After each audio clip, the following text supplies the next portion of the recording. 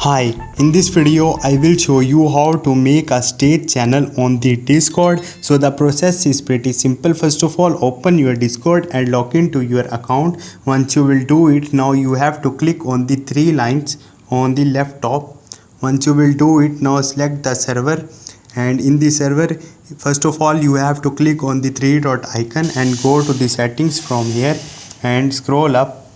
You have to enable your community here.